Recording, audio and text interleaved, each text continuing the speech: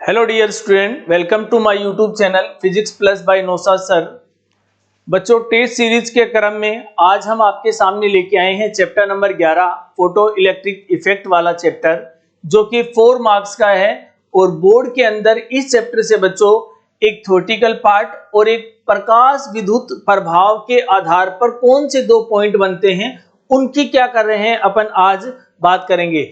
तो test series के क्रम में हम आपके सामने जो इंपॉर्टेंट क्वेश्चंस की जो सीरीज लेकर आ रहे हैं, उसी सीरीज का ये चौथा चैप्टर है। हमने सीरीज को पीछे से स्टार्ट किया है, यानी 14, 13, 12 और आज हम सीरीज का 11वां चैप्टर करेंगे। तो बच्चों देखिए, स्टार्ट करते हैं। और स्टार्ट करने से पहले मैं आपको बता दूं कि इजी चैप्टर है, ज्यादा इसमें कोई मार धाड़ वाली बात नहीं है कि भाई आप मतलब आपको समझ में नहीं आ रहा है या कौन सी चीज क्या है। सीधा सीधा फैक्ट और फैक्ट से रिलेटेड पॉइंट टू पॉइंट आपसे बात करेगा। अगर आपने रे ऑप्टिक्स और वेव ऑप्टिक्स को पढ़ा है तो उन बेस पे आप क्या कर सकते हैं, इस चैप्टर को इजी गोइंग पढ़ सकते हैं।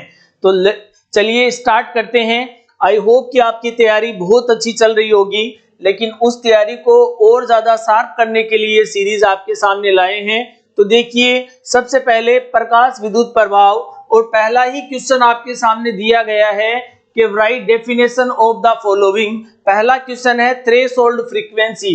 बच्चों, थ्रेशोल्ड फ्रीक्वेंसी का मीन्स होता है न्यू नोड, यानी फ्रीक्वेंसी जो होती है उसको आप न्यू से शो करते हैं, एन से करते हैं या टी 1 एफ से करते हैं। लेकिन जो थ्रेशोल्ड फ्रीक्वेंसी होगी, दहली आवर्ती जो होगी, उसको आप किससे करेंगे, न्यू नोड से करेंगे।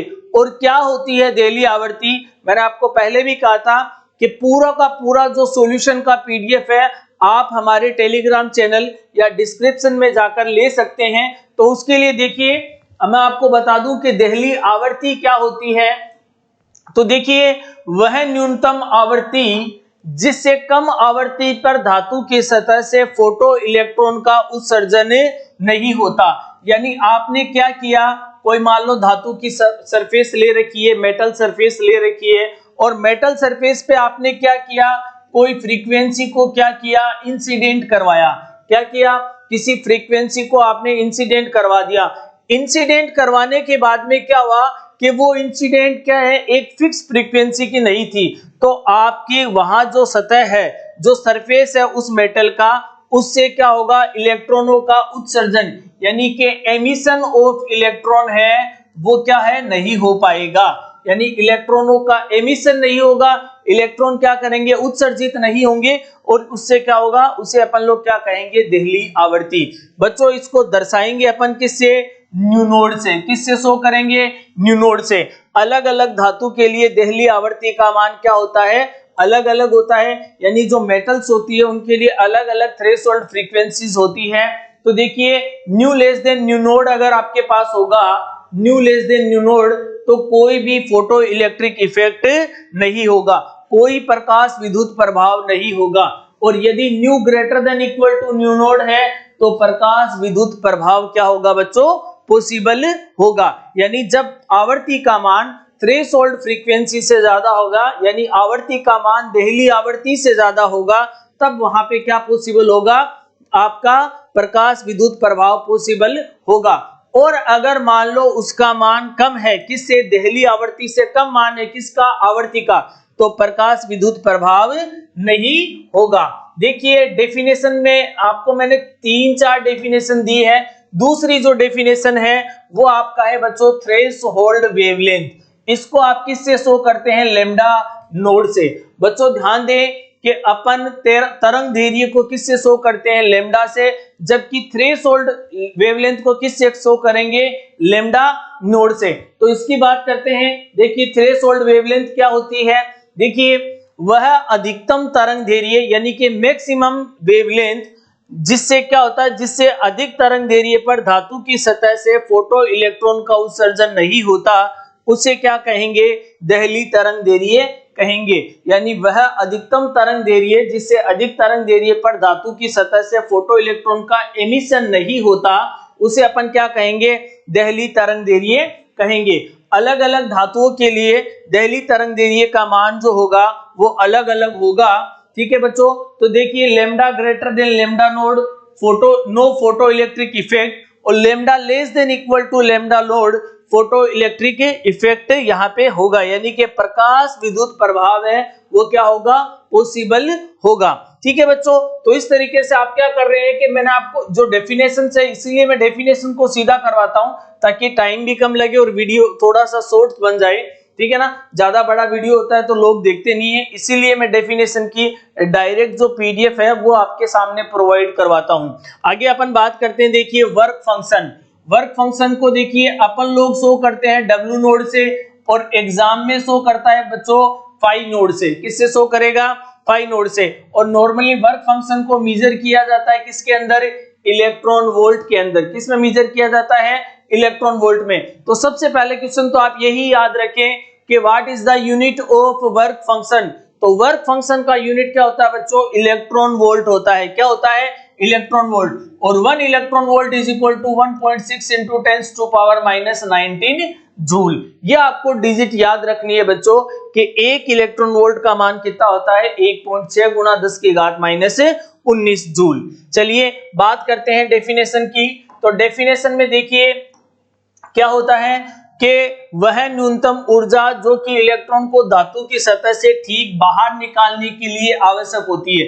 ये मान लो क्या है, कोई मेटल की, मतलब आपको मेटल दिया गया है, आप इस पे क्या करेंगे, कोई भी लाइट क्या करेंगे, इंसिडेंट करवा देंगे। इंसिडेंट करवाएंगे तो इस मेटल के यहां से लेके कोई इलेक्ट्रॉन आप क्या कर रहे हैं, बाहर लाने की कोशिश कर रहे हैं। तो ये जो वर्क आप लोग करेंगे उसको क्या बोलेंगे, वर्क फंक्शन। यानी देखें अपनी डेफिनेशन को देखें, वह न्यूनतम ऊर्जा जो कि इलेक्ट्रॉनों को धातु की सतह से ठीक बाहर ले जाने के लिए आवश्यक होती है, उसे क्या कहेंगे, कार्यफलन कहेंगे। The minimum energy required to take out the electron from the metal surface is known as work function. ठीक है ना, इसे W नोड या 5 नोड से प्रदर्शित करते हैं और इसे सदैव इलेक्ट्रॉन वोल्ट में मापा जाता है। ध्यान दे बच्चों, आपसे ये भी पूछ सकता है कि सीजीएम के लिए सबसे कम क्या होता है, वर्क फंक्शन होता है, जो कि कितना होता है 2.14 इलेक्ट्रॉन वोल्ट। और सबसे ज्यादा जो वर्क फंक्शन होगा वो किसका होगा, प्लेटिनम का। एटॉमिक नंबर कितना होता है, 78 होता है।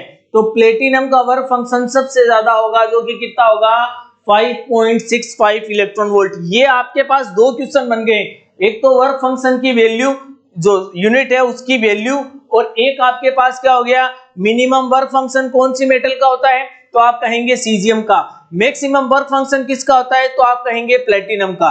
तो यहां से क्या होते हैं, क्वेश्चन पुटअप जो होते हैं ना, छोटे वाले क्वेश्चन जिन्हें आप लोग बोलते हैं एमसीक्यूज, वो बच्चों टॉपिक के बीच में से ही एग्जामिनर उठाता है और उस टॉपिक के लास्ट की जो बातें होती है उन्हें ही वो उठाकर आपके सामने परोस देता है। और आप क्या सोचते हैं कि ये क्वेश्चन कहां से आ गया, ये क्वेश्चन कैसे आ गया। तो वो क्वेश्चन आने का जो तरीका होता है वो क्या होता है, उसी टॉपिक का कोई बात होती है। आउट ऑफ सिलेबस कभी भी कोई चीज नहीं आती है, क्योंकि आउट ऑफ सिलेबस जो आता है उसका आपको सीधा रिमार्क दिया जाता है। आगे बात करते हैं, अपने टॉपिक पे चलते हैं। अगला जो पॉइंट है आपका, वो आपको दे रखा है नी वोल्टता। क्या दे रखा है, नी वोल्टता, यानी कि नी पोटेंशियल, जिसे आप लोग क्या बोलते हैं, नी वोल्टता या निरोधी विभव। क्या करेंगे आप, जब क्या करेंगे, धातु की सतह से क्या करेंगे, इलेक्ट्रॉन को क्या करेंगे, निकालने की कोशिश करेंगे, तो एक टाइम ऐसा आएगा कि संतृप्त धारा का मान क्या होगा, धीरे धीरे कम होता जाएगा, जिससे क्या होता है, वोल्टता का मान भी क्या होगा, डिक्रीज हो जाता है। इस तरीके से अपन क्या करते हैं, नी वोल्टता को बताते हैं। अगला क्वेश्चन देखिए बच्चों, question number 2, the work function of a metal is 6.63 into 10 to power -19 joule, then find out its threshold frequency. किसी धातु का कार्यफलन 6.63 गुणा 10 की घात -19 जूल है, उसके लिए देहली आवृत्ति का मान ज्ञात कीजिए। तो देखिए आपको दे रखा क्या है बच्चों, आपको दे रखा है W नोड। कितना दे रखा है, 6.63 into 10 to power -19 जूल। ये आपको क्या दे रखा है बच्चों, मतलब क्वेश्चन में आपको वैल्यू दे रखी है कि इसकी वर्क फंक्शन की। आपको बच्चों निकालना क्या है, न्यू नोड आपको फाइंड आउट करना है। आपके पास कितना होता है nu node, W node is equal to कितना होता है बच्चों, H न्यू नोड। क्या हो जाएगा, W node is equal to कितना हो जाता है, H न्यू नोड। और ध्यान दे बच्चों, H क्या होता है, Planck constant 6.63 into 10 to power -34। Joule into second. तो आपको निकालना है बच्चों न्यू नोड, ठीक है। तो आप क्या करेंगे, nu node is equal to W node upon में क्या कर देंगे एच, क्या कर देंगे डब्ल्यू नोड अपॉन में क्या कर देंगे एच।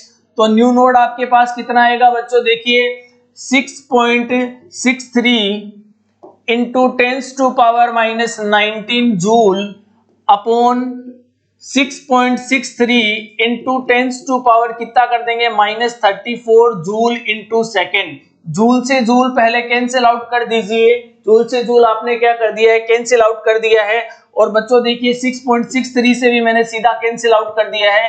तो न्यू नोड जो आपके पास बनेगा वो 10⁻15 प्लस 34 को ऊपर ले गए तो प्लस की हो गई, क्या आएगा सेकेंड इनवर्स। और देखिए फ्रीक्वेंसी जो होती है बच्चों उसको सेकेंड इनवर्स, फ्रीक्वेंसी का यूनिट क्या होता है सेकेंड इनवर्स, या क्या हो जाता है हर्ट्ज हो जाता है। तो आपका आंसर कितना आ जाएगा, nu node is equal to 10⁻15 hertz. इस तरीके से आप क्या कर सकते हैं कि इन क्वेश्चंस को आराम से क्या कर सकते हैं, सोल्व कर सकते हैं। देखिए एग्जाम में क्वेश्चन वही आते हैं जिन क्वेश्चन की कैलकुलेशन बहुत ज्यादा इजी हो, यानी कि आप इजी गोइंग उनको काट सकते हैं, लेंथी कैलकुलेशन नहीं आती है। आगे बात करते हैं, अपने क्वेश्चन की तरफ चलते हैं। देखिए अगला क्वेश्चन है कि भाई आपको दे रखा है 64 वोल्ट के विभवांतर द्वारा त्वरित इलेक्ट्रॉनों का संवेग और डी ब्रोगली तरंग दैर्घ्य ज्ञात कीजिए। Find out momentum and de Broglie wavelength of A particle accelerated with 64 volt potential. इसका मतलब बच्चों आपको दे रखा क्या है, आपको दे रखा है v का वैल्यू, v का वैल्यू कितना दे रखा है आपको, v का वैल्यू आपको दे रखा है कितना 64, कितना दे रखा है 64। तो v आपके पास हो गया 64 और आपको पता है p इज इक्वल टू आपके पास कितना होता है 2me, और इसको आप क्या लिख देंगे p is equal to under root 2mqv, क्या कर देंगे 2mqv, ठीक है बच्चों। तो देखिए p is equal to under root 2 multiply में 9.1 इंटू 10⁻³ मास ऑफ इलेक्ट्रॉन, फिर आप क्या कर देंगे charge of electron 1.6 into 10⁻⁻19 multiply में 64। जब आप क्या करेंगे इसको बच्चों सोल्व करेंगे तो p इज इक्वल टू कितना आएगा आपके पास 1863.68 मल्टीप्लाई में 10⁻⁻50, कितना आएगा 1863.68 इंटू 10⁻⁻50। इस पूरी डिजिट को मैंने मल्टीप्लाई कर दिया है। जो m है वो आपके पास मास ऑफ इलेक्ट्रॉन है, q है वो आपके पास क्या है चार्ज ऑफ इलेक्ट्रॉन है, और v आपको क्या रखा है दे रखा है। ध्यान दे जो m है वो किसका इलेक्ट्रॉन का द्रव्यमान है, q है वो इलेक्ट्रॉन का आवेश है, और v आपके पास यहाँ पे क्या है विभवांतर जो आपको दे रखा है 64 वोल्ट, ठीक है बच्चों। तो देखिए p का जो वैल्यू आपके पास आएगा वो आएगा 4.317 मल्टीप्लाई में 10⁻⁻24। यह आ गया आपके पास कौन p। आपको निकालना क्या है बच्चों, क्या निकालना है आपको, देखिए आप अपने क्वेश्चन में देखिए आपको एक तो निकालना क्या है डी ब्रोगली से संबंध इलेक्ट्रॉन का संवेग और डी ब्रोगली तरंग दैर्घ्य आपको निकालनी है। ये तो आपके पास कौन आ गया संवेग यानी कि p आ गया, मोमेंटम आ गया, और अब आपको क्या निकालनी है डी ब्रोगली वेवलेंथ। तो लेमडा कितना होता है h अपॉन p, ठीक है ना। तो lambda is equal to h कितना होगा 6.63 इंटू 10 की पावर कितनी आ जाएगी -34 अपॉन p का वैल्यू आपके पास है 4.317 मल्टीप्लाई में 10 की पावर कितनी आ जाएगी बच्चों -24। तो लेमडा को जब आप सोल्व कर देंगे बच्चों तो ये आएगा 1.53 इंटू 10 की पावर -10। और देखिए लेमडा को किससे मेजर करते हैं मीटर से, नॉर्मली लेमडा को मेजर तो करते हैं एंगस्ट्रम से, यानी कि लेमडा की जो यूनिट होगी वेवलेंथ की यूनिट क्या होती है एंगस्ट्रम होती है, तरंग दैर्घ्य की इकाई क्या होती है एंगस्ट्रम होती है। लेकिन यहाँ आपके पास किस में आ गया है आंसर क्या आ गया है मीटर में, और देखिए 10 की पावर -10 को आप क्या लिख सकते हैं एंगस्ट्रम भी लिख सकते हैं। तो ओवरऑल आपके पास जो आंसर आएगा वो कितना आएगा बच्चों lambda is equal to 1.53 into 1.53 angstrom. इस तरीके से आप क्या कर सकते हैं वेवलेंथ और इस चीज को सोल्ड आउट भी कर सकते हैं। तो क्वेश्चन का लेवल मैंने आपको बार बार कहा है कि अगर 2 क्वेश्चन भी पूछ लेगा तो क्वेश्चन का लेवल इजी रहेगा, अगर 3 क्वेश्चन भी पूछ रहा है तो क्वेश्चन का लेवल इजी रहेगा, बशर्ते आप उस क्वेश्चन के अकॉर्डिंग चलते रहें। ठीक है, फिर देखिए अगला क्वेश्चन है आइंस्टीन का प्रकाश विद्युत समीकरण लिखिए, इसके आधार पर प्रकाश विद्युत प्रभाव के निष्कर्षों की व्याख्या कीजिए। तो आपको क्या करना है, आइंस्टीन का प्रकाश विद्युत क्या करना है, समीकरण लिखना है। ठीक है ना, तो देखिए चलिए नए पेज से आपको पूरा इक्वेशन ही सोल्व करके दिखा देते हैं। नए पेज से अपन कोशिश करेंगे कि इसको सोल्व करें। देखिए ये आपके पास मान लो आपने क्या लिखा, आपने लिखा है कि मान लो ये कोई क्या है, मेटल सरफेस है जिसपे आपने क्या किया है, कोई लाइट को क्या कर दिया है, इंसिडेंट करवा दिया है, किस रूप में, एच न्यू। यहां से क्या होगा बच्चों, कोई इलेक्ट्रॉन जो मूव करेगा वो कितना करेगा, mv² मिक्स, किससे करेगा, हाफ mv² मिक्स। और आपने क्या किया है, एक इलेक्ट्रॉन को क्या किया है, यहां से निकाला है, तो इसको क्या करेंगे, W नोड। ठीक है, तो आपने जब क्या किया, किसी धातु की सतह पर क्या किया, प्रकाश को डाला, जब लाइट को डाला तो वो 2 रूप में क्या करेगा, कार्य करेगा। एक तो आपके किस रूप में करेगा, h nu is equal to किस रूप में करेगा, W node plus half mv² mix, इस रूप में। ठीक है, ये दो चीजों के रूप में, एक तो कार्यफलन के रूप में और एक अधिकतम गतिज ऊर्जा के रूप में ये काम करेगा। अब आपको करना क्या है बच्चों, आपको ये करना है कि यदि न्यू इज इक्वल टू कितना हो जाएगा, न्यू नोड, यानी कि जो आपकी आवृत्ति है वो किसके बराबर हो गई है, दिल्ली आवृत्ति के बराबर हो गई है। न्यू इज इक्वल टू कितना हो गया है, न्यू नोड। तो देखिए बच्चों हाफ mv² मिक्स कितना हो जाएगा, 0, कितना हो गया, 0। ये आपकी मान लो इक्वेशन फर्स्ट है, हाफ mv² मिक्स कितना हो गया, 0। इसकी वैल्यू रखेंगे तो देखिए यहां से h nu node is equal to W node plus 0, यानी कि H न्यू नोड आपके पास कितना आया, W नोड। इसको आपको क्या करना है, समीकरण 1 में रखना है। ठीक है ना, फ्रॉम इक्वेशन फर्स्ट, यानी समीकरण 1 में आपने क्या किया, इस वैल्यू को रखा, तो आपके पास जो वैल्यू बनेगी H nu is equal to W naught की वैल्यू कितनी है, H nu naught plus half mv² max. क्या करेंगे, H न्यू नोड को ट्रांसफर कर देंगे तो इधर आके किसका हो गया, माइनस का, क्या बचा, हाफ mv² मिक्स। क्या बचा आपके पास, हाफ mv² मिक्स, कॉमन क्या ले लेंगे, H, बचेगा क्या, nu minus nu naught equal to half mv² max. देखिए बच्चों ये आपके पास आ गया है एक equation. This equation is known as photoelectric equation of Einstein। इसे आइंस्टीन की प्रकाश विद्युत समीकरण कहते हैं। आइंस्टीन की प्रकाश विद्युत समीकरण कहेंगे, photo electric equation of Einstein, क्या कहेंगे, प्रकाश विद्युत समीकरण कह देंगे। और देखिए हाफ mv² मिक्स को आप क्या लिख सकते हैं, is equal to EV naught, तो ये कितना आएगा, H nu minus nu node is equal to EV naught. ये भी आप क्या कर सकते हैं, लिख सकते हैं।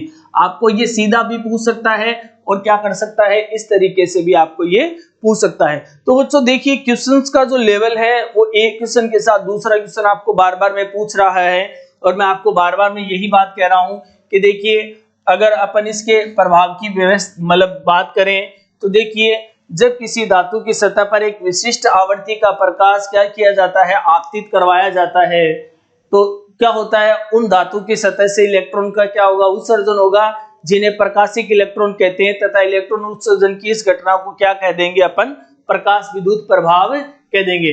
जिन पदार्थ से क्या होता है, फोटो इलेक्ट्रॉन का उत्सर्जन होता है, उन्हें अपन लोग क्या कहेंगे, प्रकाशवेदी पदार्थ कह देंगे। तो देखिए मतलब एकदम क्लियर है कि प्रकाश विद्युत प्रभाव की मतलब अगर आप मतलब व्याख्या करेंगे तो आराम से आप क्या कर सकते हैं, आइंस्टीन के प्रकाश विद्युत समीकरण से उसको क्या कर सकते हैं, बता सकते हैं। आगे बात करते हैं, देखिए अपने आगे क्वेश्चन की बात करें बच्चों, तो देखिए आपका अगला क्वेश्चन है कि भाई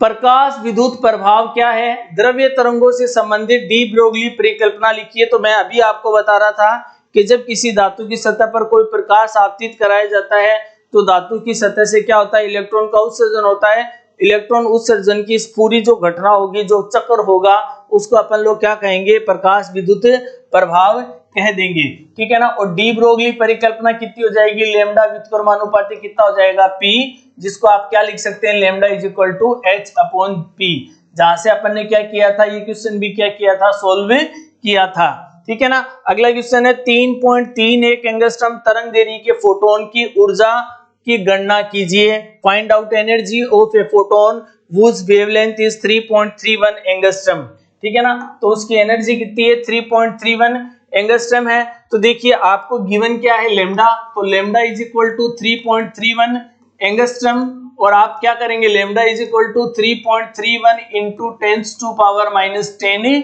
मीटर। ये आपको क्या है बच्चों, गिवन है। We know that E is equal to कितना होता है, एच न्यू, ठीक है ना। E इज इक्वल टू कितना होता है, एच न्यू, और न्यू इज इक्वल टू कितना होता है बच्चों, C अपॉन लेमडा। तो न्यू की वैल्यू इस वाली इक्वेशन में रखेंगे तो E इज इक्वल टू कितना आएगा, HC अपॉन लेमडा। आपको क्या निकालना है बच्चों, आपको निकालना क्या है, लेमडा। तो क्या निकालना है, lambda is equal to HC upon E, ठीक है बच्चों, lambda is equal to HC upon E। अब देखो आप करेंगे क्या, HC की एक वैल्यू फिक्स होती है, वो होती है 1242 इलेक्ट्रॉन वोल्ट नैनोमीटर। आप इसको सीधा भी लिख सकते हैं, तो क्या लिखेंगे, 1242 इलेक्ट्रॉन वोल्ट नैनोमीटर। और E आपके पास, जो आपके पास क्या है, लेमडा दिया गया था, थोड़ा सा E निकालना था आपको, सॉरी।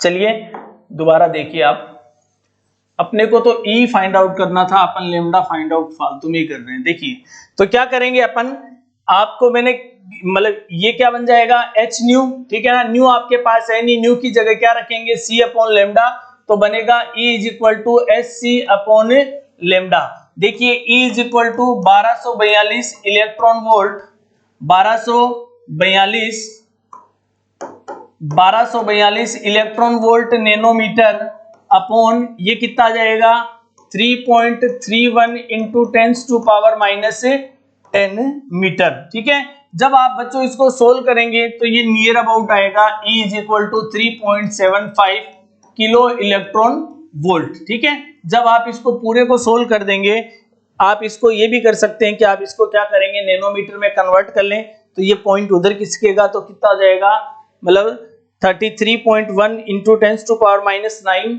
ठीक है। उसको आप क्या करेंगे, उसको कैंसिल आउट करेंगे, और कैंसिल आउट करके आपके पास क्या बच जाएगा, इलेक्ट्रॉन वोल्ट बच जाएगा, ठीक है। तो इस तरीके से आप क्या कर सकते हैं, इसको भी क्या कर सकते हैं, सोल्व कर सकते हैं। तो ये आपका क्या था, मतलब क्वेश्चन था। फिर अगला क्वेश्चन देखिए, प्रकाश विद्युत प्रभाव तरंग सिद्धांत के आधार पर क्या होता है, मतलब नहीं की जा सकती, कोई दो कारण बताइए। क्या होता है, प्रकाश विद्युत प्रभाव की तरंग सिद्धांत के आधार पर अपन एक्सप्लेन नहीं कर सकते, उसके दो रीजन बताने हैं। Write any two reason that photo electric effect not explain by wave theorem, ठीक है ना। तो वेव थ्योरम से अपन क्या कर सकते हैं, उसको नहीं बता सकते हैं। तो देखिए यह है आपका प्रकाश विद्युत प्रभाव या तरंग सिद्धांत की क्या है, विफलता, यानी कि उसके डीमेरिट्स क्या थे। यानी पहला ही है, तरंग सिद्धांत के अनुसार पर्याप्त तीव्रता वाले किसी भी आवृत्ति का प्रकाश धातु की सतह पर आपतित कराया जाए तो धातु की सतह से फोटो इलेक्ट्रॉन का उत्सर्जन होता है। यह प्रायोगिक परिणामों के क्या है, विपरीत है। निश्चित आवृत्ति अथवा दैलीय आवृत्ति से कम आवृत्ति पर धातु की सतह से फोटो इलेक्ट्रॉन का उत्सर्जन नहीं होता। यानी आपको क्या करना है कि तीव्रता तो छोड़िए, आपको आवृत्ति का मान क्या करना है, फिक्स रखना है। दैलीय आवृत्ति से कम आवृत्ति पर तो फोटो इलेक्ट्रॉन का उत्सर्जन नहीं होता। दूसरा है, निरोधी विभव का मान वह फोटो इलेक्ट्रॉन की गतिज ऊर्जा आपतित प्रकाश की आवृत्ति पर निर्भर नहीं करती, यह प्रकाश विद्युत प्रभाव पर क्या करती है, निर्भर करती है। यानी उसकी किस पे करती है, तीव्रता पर निर्भर करती है। और तीसरा एक पॉइंट ध्यान रखना, टाइम लॉग, यानी समय पश्चात का भी क्या होता है, प्रभाव पड़ता है। तो इस तरीके से आप क्या कर सकते हैं, इन क्वेश्चंस को क्या कर सकते हैं बच्चों, देख सकते हैं। चैनल का मतलब इस वीडियो का पीडीएफ प्राप्त करने के लिए आप हमारे टेलीग्राम चैनल पे जुड़ सकते हैं। और ध्यान दें बच्चों कि पीडीएफ के साथ इसमें सॉल्यूशन भी दिया जाएगा, तो वो सॉल्यूशन भी आप क्या कर सकते हैं, राइट कर सकते हैं। और वीडियो को लाइक शेयर सब्सक्राइब करना ना भूलें। अगला क्वेश्चन है, एक धातु की देहली तरंग दैर्ध्य 2500 एंगस्ट्रॉम है, धातु के कार्यफलन की गणना इलेक्ट्रॉन वोल्ट में कीजिए। किसमें करनी है, इलेक्ट्रॉन वोल्ट में। The threshold wavelength of a metal is 2500 angstrom, then find out work function of metal in electron volt. तो देखिए लेमडा नोड आपको दे रखा है कितना, 2500 एंगस्ट्रॉम। कितना दे रखा है, 2500 एंगस्ट्रॉम। तो आप इसको क्या लिख सकते हैं, 2.5 इंटू 10 की पावर -7 क्या लिख देंगे, मीटर।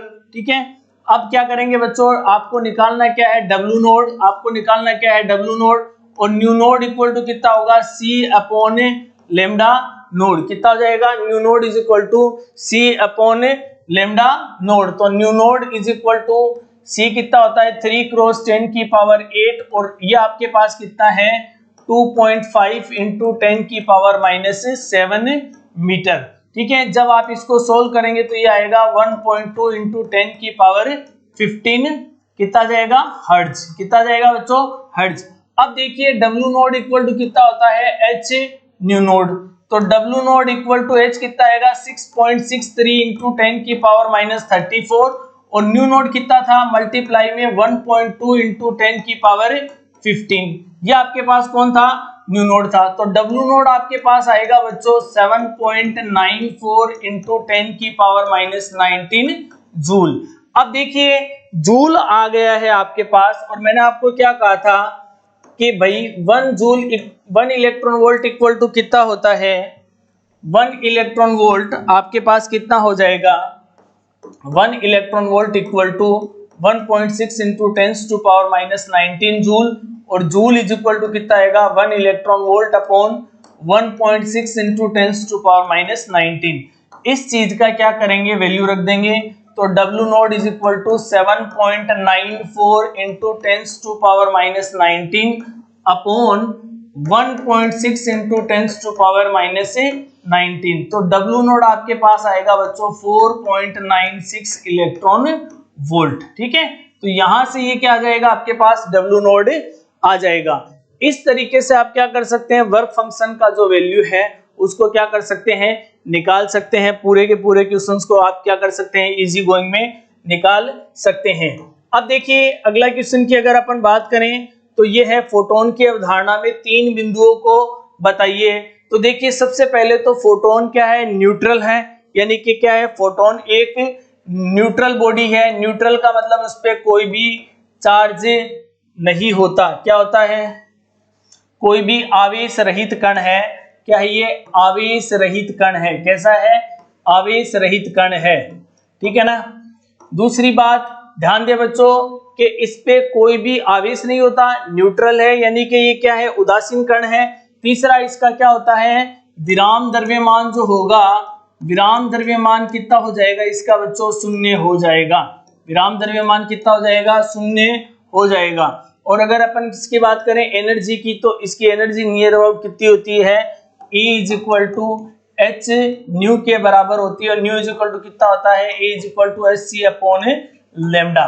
तो ये इसकी क्या आ जाती है, एनर्जी की अगर अपन बात करें तो इस तरीके से क्या आती है, फोटोन की एनर्जी भी आ जाती है। तो फोटोन एक क्या है, आवेश रहित कण है। फोटोन का विराम द्रव्यमान कितना होता है, शून्य होता है। और क्या होता है, दूसरी बात इसकी जो ऊर्जा होगी वो कितनी होगी, E इज इक्वल टू कितनी हो जाएगी बच्चों, एच न्यू। आगे बात करते हैं लास्ट क्वेश्चन की। प्रकाश विद्युत धारा पर प्रकाश की आवर्ती व तीव्रता का ग्राफ बनाइए। Draw a graph between photo electric current and frequency. तो आपको क्या करना है, इंटेंसिटी और किसके बीच में बनाना है, एक तो करंट के बीच में। तो ये तो आपका कौन हो गया, इंटेंसिटी। ठीक है, और ये आपका कौन हो गया, करंट। ठीक है, तो इस तरीके से इसका ग्राफ तो होगा कुछ इस तरीके से। अगर अपन बात करें किसकी, नी पोटेंशियल की या उसकी बात करें तो ये ग्राफ कुछ इस तरीके से बच्चों बनेगा। इसको आप क्या बोल देंगे, वी नोड बोल देंगे, ठीक है ना। निरोधी विभव या नी पोटेंशियल, इसको आप क्या करेंगे, बोलेंगे निरोधी विभव, ठीक है। और ये आपका क्या है, वी है, ये पोटेंशियल है, ये आपका क्या आ जाएगा बच्चों, करंट, जिसे आप लोग क्या बोलते हैं, धारा, ठीक है। तो इस तरीके से ये क्या है, आप क्या कर सकते हैं, इन दोनों ग्राफ्स को क्या कर सकते हैं, बना सकते हैं। आई होप कि आप इस चैप्टर को समझ पाए होंगे। हमने सिलेक्टेड क्वेश्चंस ही आपके सामने रखे हैं और सिलेक्टेड टॉपिक्स को ही करवाया गया है जो एग्जाम के रिलेटेड बहुत ज्यादा इंपॉर्टेंट है। तो मैं आशा करता हूं कि आप अपनी बहुत अच्छी तैयारी कर रहे हैं और हमारे लेटेस्ट वीडियो को भी देख रहे हैं, और जो टॉपिक आपका छूट गए हैं आप हमारे पुराने जो वीडियो हैं उनमें भी देख सकते हैं। बच्चों एक बात ध्यान रखना, अगर आपको कोई क्वेश्चन समझ में नहीं आ रहा है तो टेलीग्राम चैनल या आप हमारे कमेंट सेक्शन में जाके उस क्वेश्चन को पूछ सकते हैं, या आपकी तरफ से कोई क्वेरी हो या डाउट हो तो आप उसे भी पूछ सकते हैं। चैनल को लाइक शेयर सब्सक्राइब करना ना भूलें। Thank you so much.